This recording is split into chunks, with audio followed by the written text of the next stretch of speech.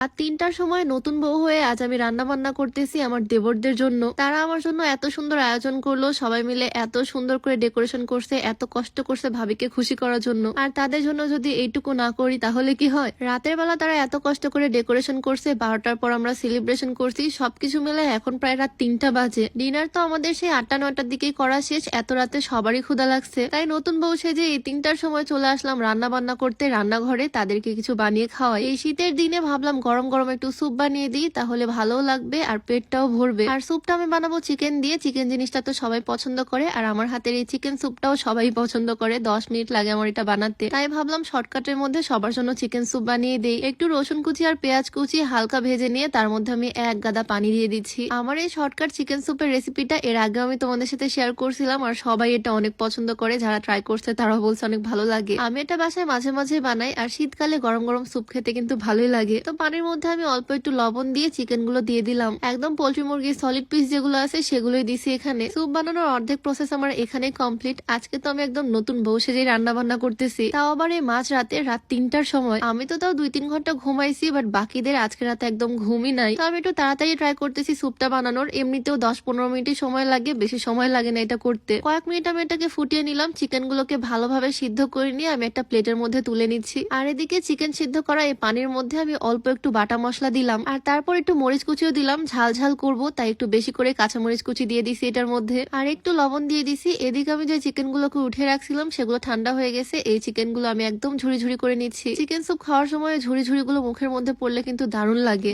যাই হোক, এদিকে এই ঝুড়ি করা চিকেন গুলো আমি দিয়ে দিচ্ছি স্যুপের মধ্যে। এই চিকেন স্যুপটা কিন্তু সুপার হেলদি আর টেস্টি, বাচ্চা থেকে বড়রা সবাই খেতে পারবে। ইভেন যারা অসুস্থ তারাও এটা খেতে পারবে, অনেক বেশি শক্তি এনার্জি পাবে। কারণ এখানে আমি চিকেন স্টক, দেন এখানে ডিম সবকিছু ইউজ করতেছি। এদিকে 2টা ডিম আমি ভেঙে নিলাম, অল্প একটু লবণ দিয়ে সুন্দর করে ফেটিয়ে নিচ্ছি। আর এই স্যুপের মধ্যে আমি সুন্দর করে ডিমটা ঢালতেছি, আরেক হাত দিয়ে নেড়ে ছেড়ে দিচ্ছি যাতে পুরো স্যুপে ডিমটা সমানভাবে ছড়িয়ে যায়। তো আমার স্যুপ বানানোর প্রসেসিং অলমোস্ট ডান। ওইদিকে আমার দেবররা ওয়েট করতেছে আমার জন্য, আর আমি স্যুপ বানাতে বিজি। ডিম দিয়ে নাড়াচাড়া করার পর আমি একটু চালের গুঁড়া নিয়ে নিচ্ছি। চালের গুঁড়া বদলে কর্নফ্লাওয়ারটাও নেওয়া যায়, বাট আমাদের বাসায় নাই। চালের গুঁড়ার মধ্যে একটু পানি দিয়ে ভালো করে মিক্স করে নিচ্ছি। এই মিক্সটা আমি দিয়ে দিব এখন স্যুপের মধ্যে। এটা দিলে স্যুপটা একটু ঠিক হয়, স্যুপটা একটু ঘন হয়, খেতেও ভালো লাগে। তো সবকিছু শেষে আমি এখানে লেবু কেটে নিচ্ছি, কারণ লেবু ছাড়া এই স্যুপটা আমার একদমই ভাল লাগে না। লেবুর টক ফ্লেভারটা দারুণ লাগে এই স্যুপের মধ্যে। তোমরা বাসা বানালে মাস্ট এই লেবুটা দেওয়ার ট্রাই করবা। চুলাটা অফ করে আমি লেবু চেপে নিলাম উপর থেকে। এই তো আমার স্যুপ রেডি। এখন জাস্ট বাটিতে করে আমি সার্ভ করব। শুধু ওরা না, আমরা কিন্তু বাসা সবাই খেতে পারবো।